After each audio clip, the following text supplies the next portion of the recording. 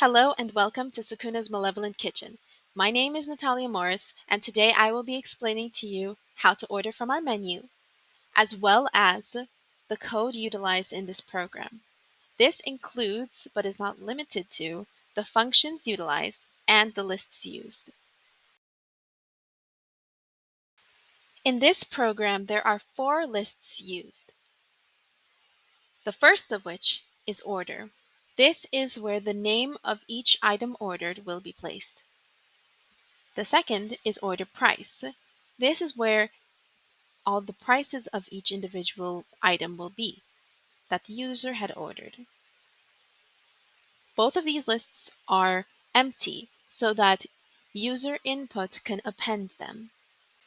The next lists are the food and prices lists. The food list includes the names of each item that can be ordered at the restaurant, as well as a respective number indicating which key to press to order that specific item. The prices list is essentially the respective prices for each item listed in the food list. Both of these lists will be printed together when calling the show dishes function. Now onto the first function. The main menu is the first menu that the user will see upon opening the program. It will welcome the user and display options as well as the number associated with said option. To open the menu, press 1. To view the order, press 2. Add to order, press 3, and so on until you reach 6, which is to exit from this main menu. Next is the show order function. This will display the user's current order. If nothing has been ordered, it will print nothing ordered. If something has been ordered, a formatted list including the items and the dollar price of each item will be printed, and the total cost of the order will be displayed. The total cost function will add all the items in the order price list and print the result in dollars and cents in a formatted list. The show dishes function will print the restaurant's menu using the food and prices lists mentioned earlier. Through a while loop, a formatted list of the items and their prices in dollars and cents will be displayed. The update order function will append the order and order prices list with user input and display the current order to the user. If a number from 1 to 6 has been pressed, the item associated with that number as listed in the show dishes function, it will be appended to the order and order price lists and displayed to the user with a message that states, "Food item has been added to your order." This process will loop until the user selects 0. If neither a number from 1 to 6 or 0 has been selected by a user and another key has been selected, then an error message will pop up stating that the user has pressed an invalid choice and they must try again. The delete from function will delete any specified item from a user's order using user input.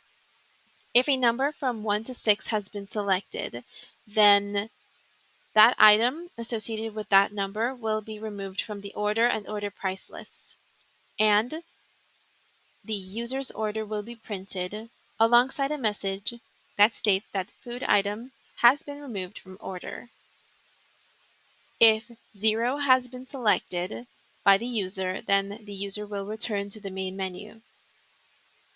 But if the user presses a number other than 1 to 6 or 0, then an error message will pop up indicating that the user should try again.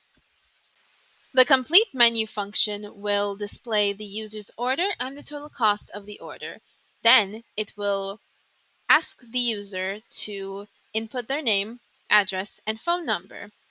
Once that has been completed, the name, address, and phone number will be displayed along with the user's order, the total cost of the order, and a message displaying that the order has been placed and thanking the user for ordering with the restaurant. And finally, the leave menu function will print a line of dashes ending the main menu and then exit the program. Now on to the main code. Within a while loop, the main menu will be displayed alongside a prompt urging the user to pick a number to continue. If the user selects 1, the show dishes function will be called. If the user selects 2, the show order function will be called. If the user selects 3, the update order function will be called. If the user selects 4, delete from function will be called.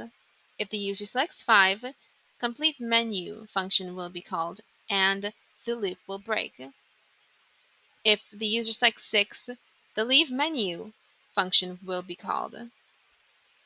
Else, if the user selects a number not listed from 1 to 6, then an error message will print urging the user to try again. Finally, we will place an order with the program. Upon first opening up the program, the user will be welcomed with a name of the restaurant, a list of menu options, and a prompt inviting the user to select a number to continue. By selecting 1, the program will display the menu of dishes served at the restaurant as well as their respective prices in dollars and cents. By selecting 2, the user's order will be displayed, along with the prices and total. If nothing has been ordered, the program will state that nothing has been ordered and the menu will return. Selecting 3 will prompt the user to select a number from 1 to 6 to order any respective item on the menu. Once ordered, the item's name and price will be displayed along with the order's total cost in dollars and cents. This process will loop until the user presses 0. By selecting 4, you open the option to delete any specified item from your order using the assign number. For example, by pressing 2, you remove the fries from your order and your order price lists. The updated order list will be printed along with the updated total price. This process will repeat until the user presses 0. Selecting 5 will give the user their current order and their total cost. Then, prompt them to give their personal information, such as their name, address, and phone number.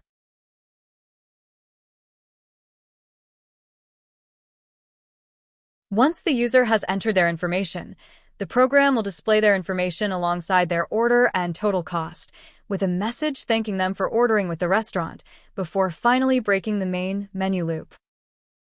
And finally, by pressing 6, the program will print a line of dashes before exiting the program. Thank you for watching my explanation. Hopefully you will order with our restaurant sometime soon.